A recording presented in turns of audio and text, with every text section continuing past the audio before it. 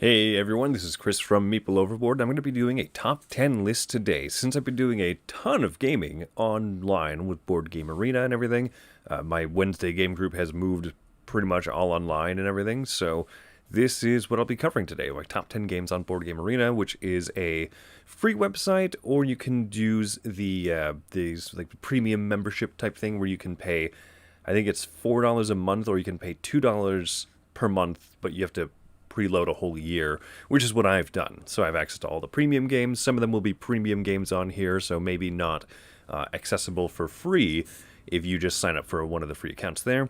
But anyway, because there's just been a lot of people who still want to game, and this has been one of the easiest ways for me to get any gaming in whatsoever, I thought I'd just make this list because I have enjoyed a ton of stuff on there. There's been stuff that's been fun to just try.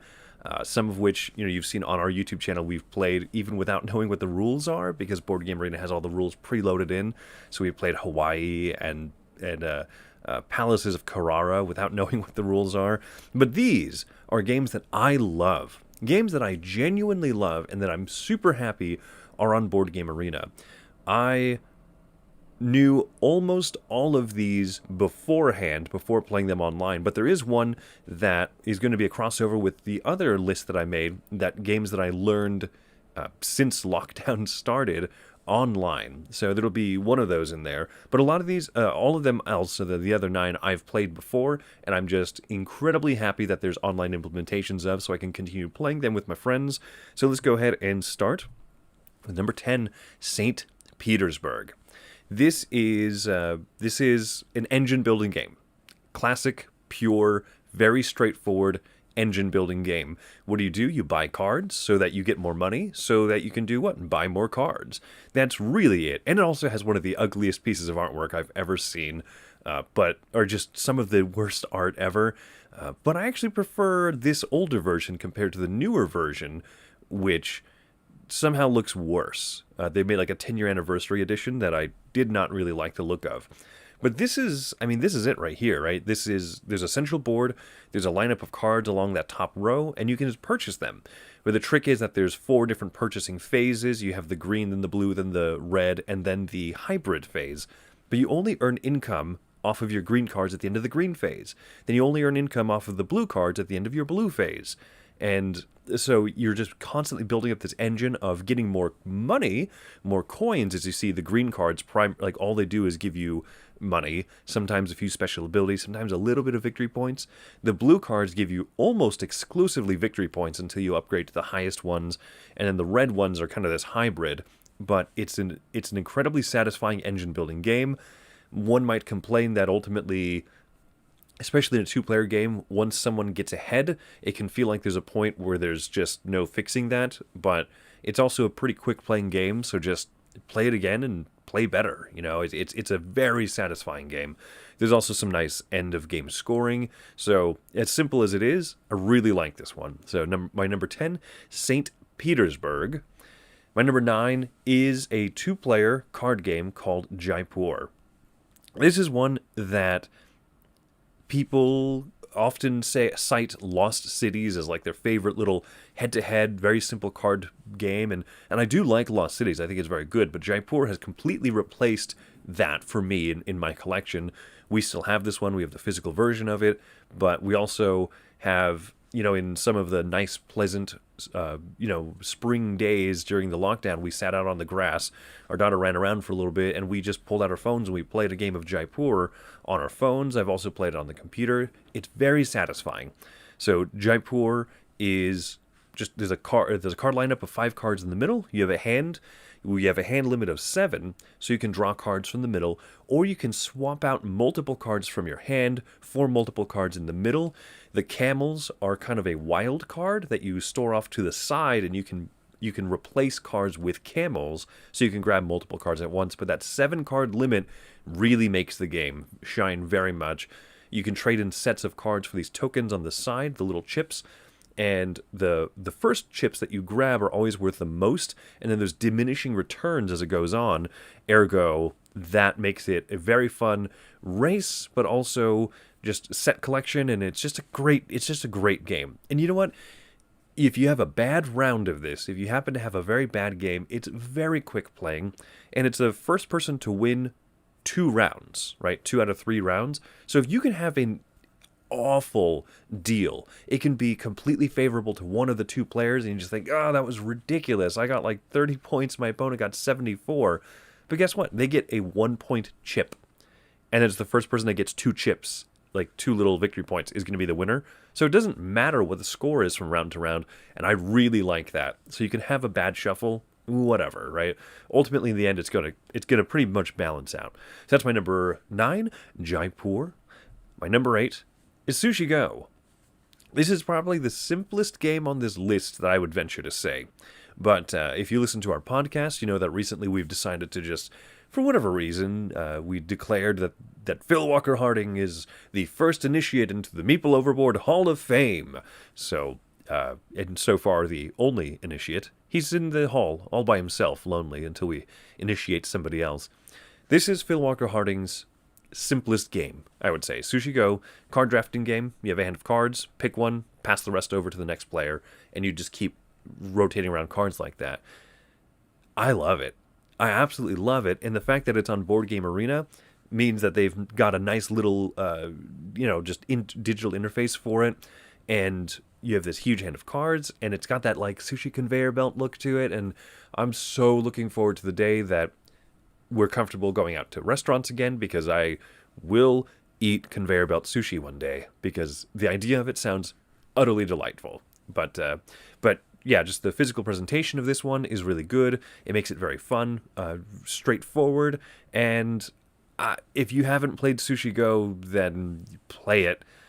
Buy it for $8 at Target, or go online and play it for free, because it's just a delightful card drafting game. It's the simplest that it could possibly be, and yet still is super fun. So I don't know if I need to evangelize Sushi Go for anybody at this point. It has sold... It's probably one of the best-selling games out there that's not named Settlers of Catan or Ticket to Ride. So anyway, that's my number 8, Sushi Go. Number 7 is For Sale, another small box card game, very simple, but this is the one that is a mix of an auction game for the first half, and you have to buy these differently numbered properties 1 through 30, and it has a very wonderful auction mechanism where if you're playing with 5 players, there are 5 cards available all at the same time, and it's just an auction where if the price keeps going up, and if you just don't want to add to that next price, you bow out and take the lowest card available, which is great because then you're auctioning 5 cards off at the same time. It's not 1 card at a time, annoyingly slow auction. Next card, right? You're going through 30 cards and you do it very quick. And then the second half of the game, everyone takes those cards that they got, they each pick one, and then they reveal simultaneously. So in the photo here, you can see whoever played the highest card, i.e. the 25, would get the highest available cash payout. So in this case, the 12,000, which my video is covering, my face is covering most of. But it's such a delightful game. You just played this again a few times last night, and it's the type of game that you play, and you say, like, shuffle them up again, let's play it again, and it's very satisfying. I don't know, this one is just one of those games that I would consider perfect, right? You can have a bad game of it, it might happen or whatever, but it's just so delightfully fun. It's fun to see people getting into a bidding war, and then you can kind of take advantage of that. It's fun to accidentally get caught up in a bidding war and say, do I want to bow out now, or do I want to stick that person with a bigger bill, or do I want to get stuck with it, but is that higher value card going to be worth it? I think that For Sale is just one of those utterly perfect games where I wouldn't change anything about it, and there's something to be said about that simplicity and that fun that it has with it. So, For Sale. Number 6 is a classic. Come on, Carcassonne. This is just one of my favorite games. Out of the initial class, a lot of people say that there's like kind of an initial class of older Euro games that are just the gateway games, right? You have the Settlers of Catan, you have your Ticket to Ride, Carcassonne. Out of those 3, probably my favorite of them is Carcassonne. And I've only played the base game of it. I've never played any of the expansions, which is strange to me, and I think that they even have some of the expansion options available on Board Game Arena. I've just never played them. years we've owned this game, and I've never played any expansion thing to it. I just love the basic game. Tile laying. You get a square tile, put it somewhere where the sides match up. It's so simple and so fun, right? You're making this puzzle, but every time you lay out a tile, you can put one of your colored meeples on it, and then each segment of the map will score in some different way.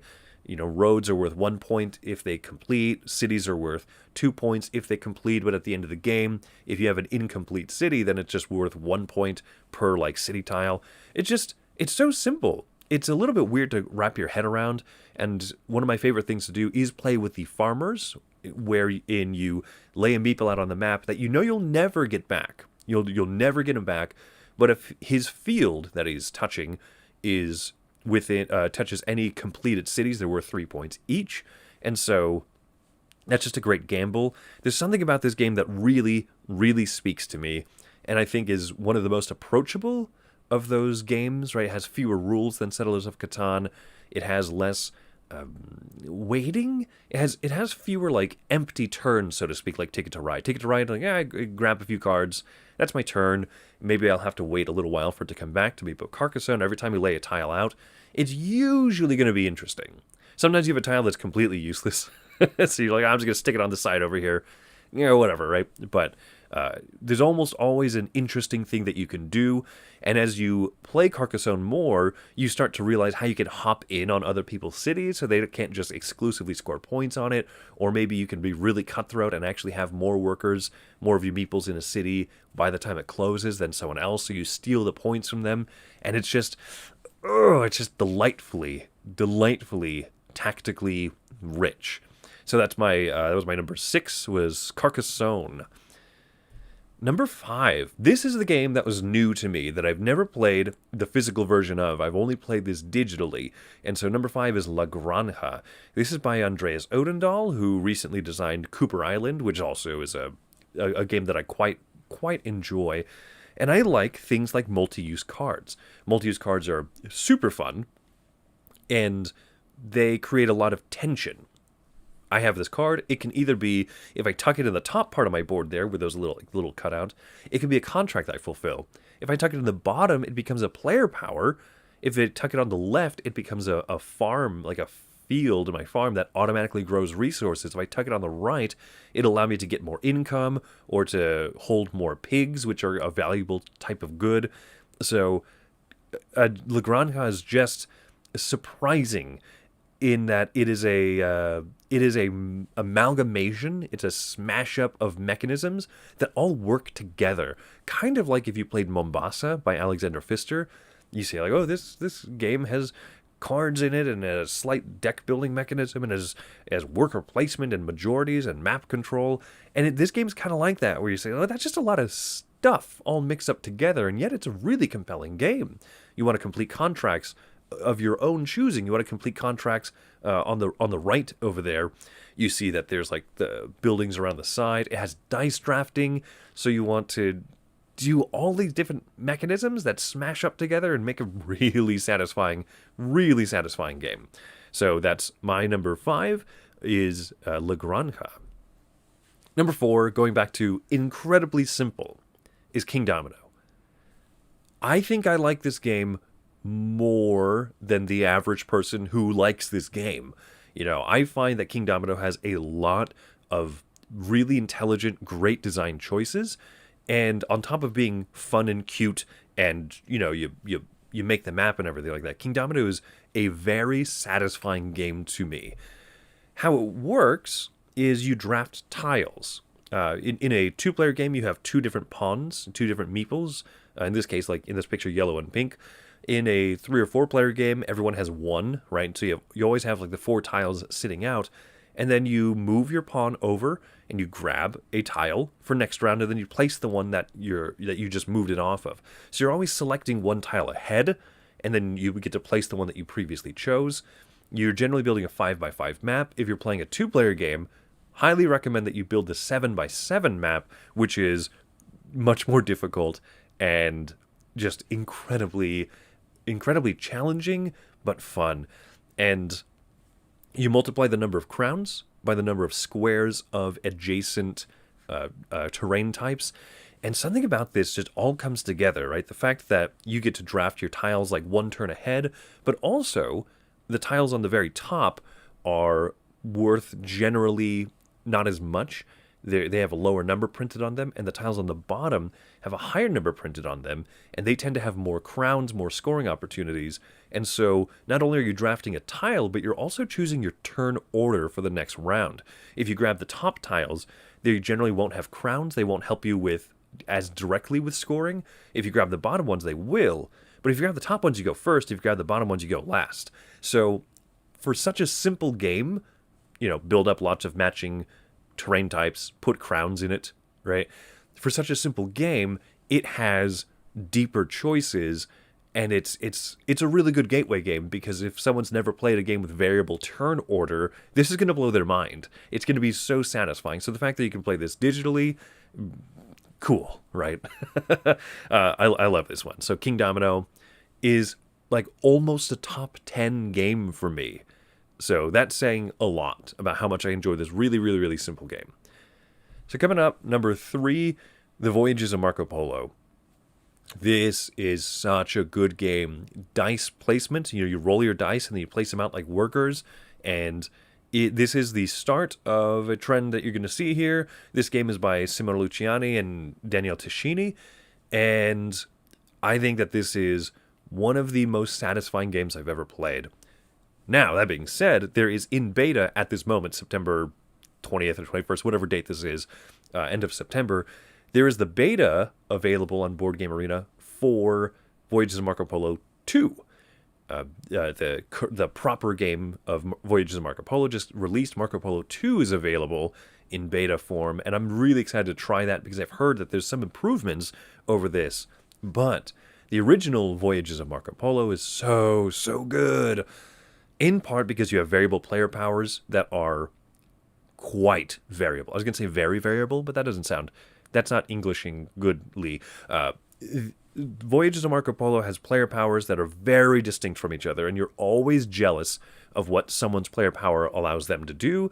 But then when you think about how good yours is, you're like, this isn't too bad either. It's hard to move around the map. It's hard to reach all the different places that you want to, because as you reach cities on the map, they become new worker placement spots for your dice, or they become recurring income.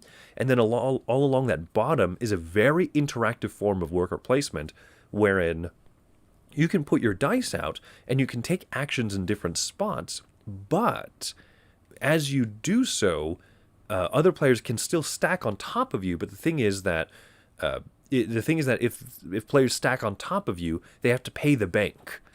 And the amount they have to pay the bank is the number printed on the die, right? So if you take an action with, say, 2 dice, you want higher numbers because that allows you to take a stronger version of that action. But if you put out like a 6 and a 4 on top of another player's dice that are already there, the player has to pay the smaller number, so 4. So even though they're taking a good level action, if you can beat them there, you make them pay more for it. Oh, and that's just, we like that in game. Make them pay, right? This is a really good game about balancing priorities, trying to travel around, trying to balance your money and your different resources and stuff. And it's this cute camel meeples. This is just such a delightful game. I love it all around. Therefore, I'm really excited to be trying out a game of Marco Polo 2 because it, from what I understand, simplifies some of the things like your ability to move around the map and stuff. Number 2 on my list is, as I mentioned, Daniele Tascini is going to keep popping up here. This is another collaborative design with Simone Luciani. This is Tzolk'in, the Mayan Calendar. This is a worker placement game. This is the game with the gears. And this is one of those games that I've loved for such a long time.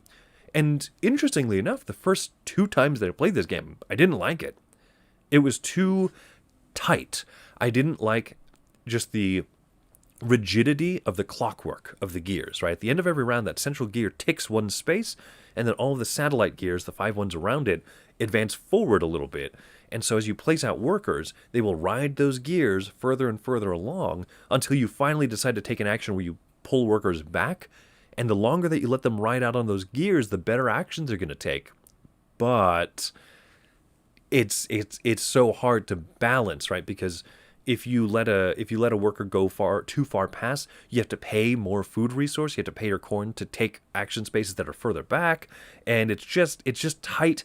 And if you can only either place out workers or pull workers back from the gears, and you can't do both on the same turn. So there's times where you're absolutely going to have messed up and say, oh no, I really wanted to be able to put workers out this round, because then next round is the last round of the game, and that's when I want to take all the workers back and pull off a huge action, but oh no, I mistimed things. So that's why I didn't like it the first 2 times I played. I just thought, where's the fun in this? It's just mechanical. It's just, if you mess up, you just messed up. And then after 6 months of like having put it away, we pulled it back out, we played it, and we realized, oh, there's a brilliant game underneath this.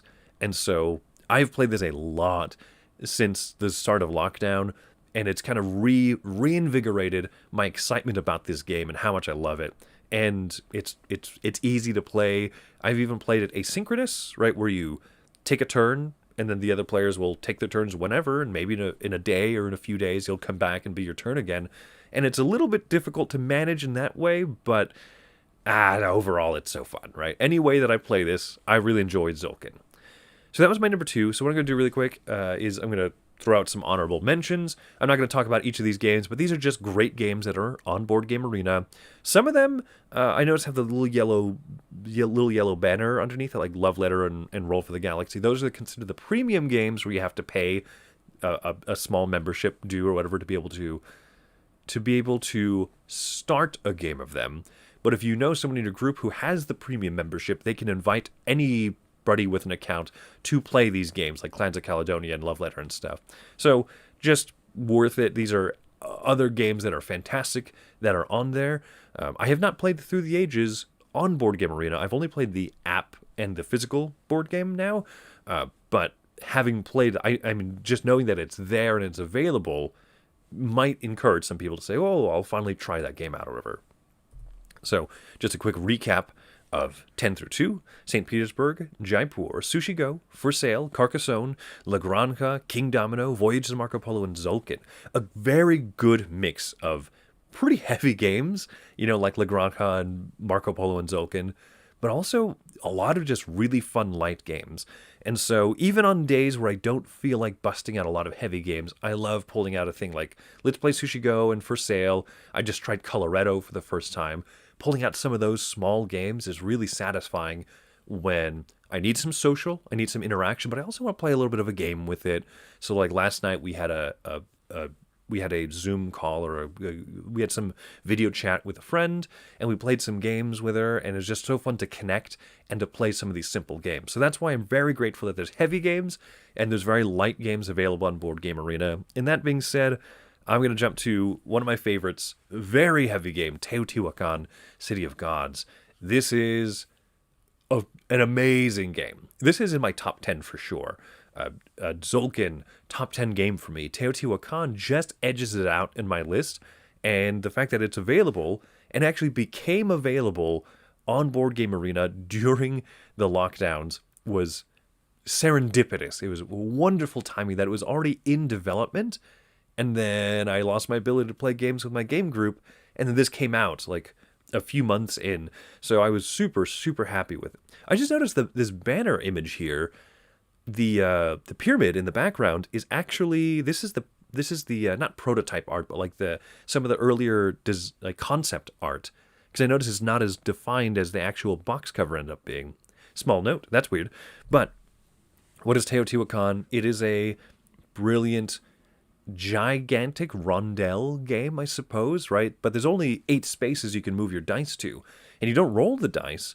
Your dice, the number of pips on them represent the level of the action it's going to take. So the higher level, the better the action. You might notice that some of these, with a little grid on them, like the top left and the top right, the more dice you have and the higher level, the better stuff you get. This is very similar to Voyages of Marco Polo. One of the spots in the middle there has that same type of thing. The more dice and the more higher value of the dice when you take actions, you get a better spot in the spreadsheet. And I gotta admit, I like spreadsheets.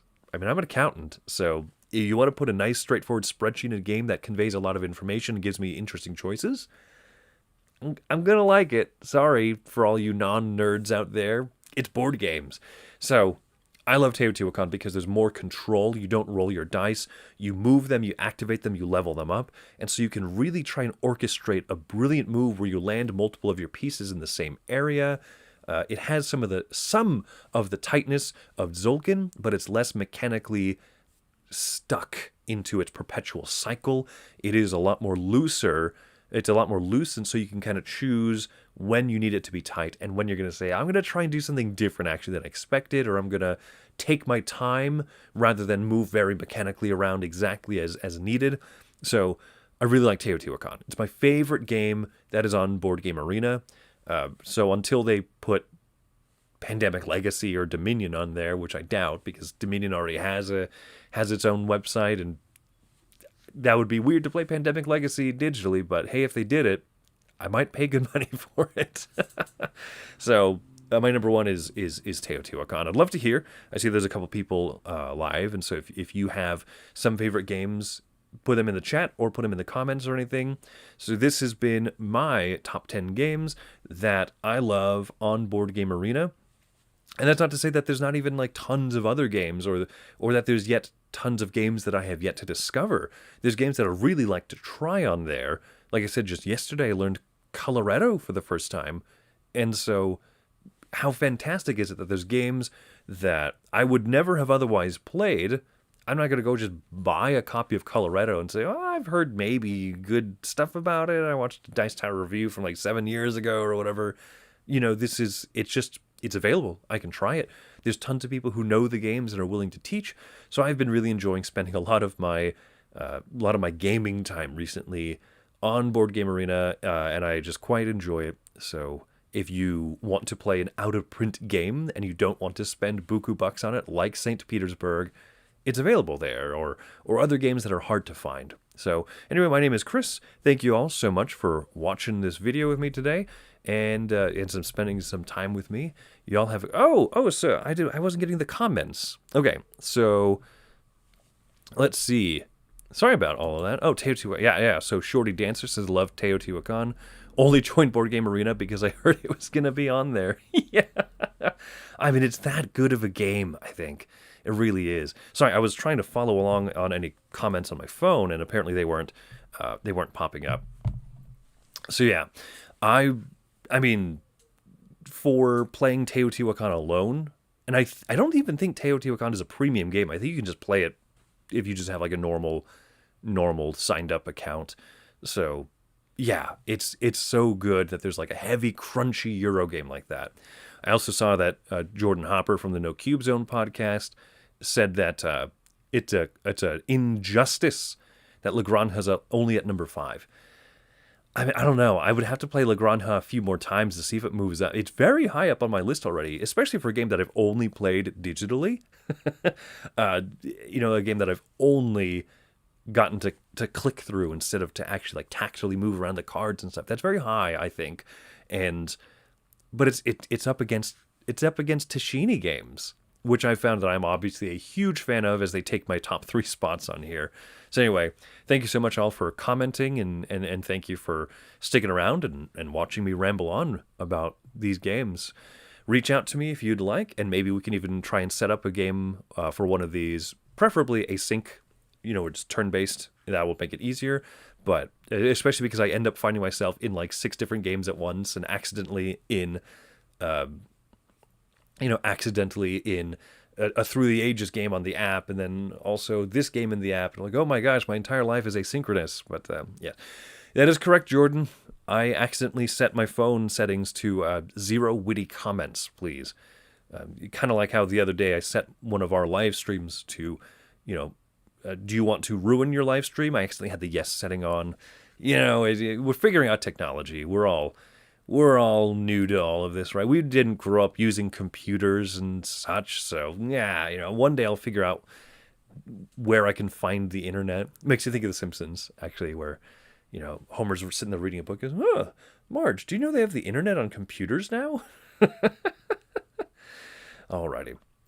So anyway, once again, thank you all for watching this top 10 list. I don't usually do 10s, but there's just too many good games to talk about, so I had to. This is Chris from Meeple Overboard. Thanks, and have a great day.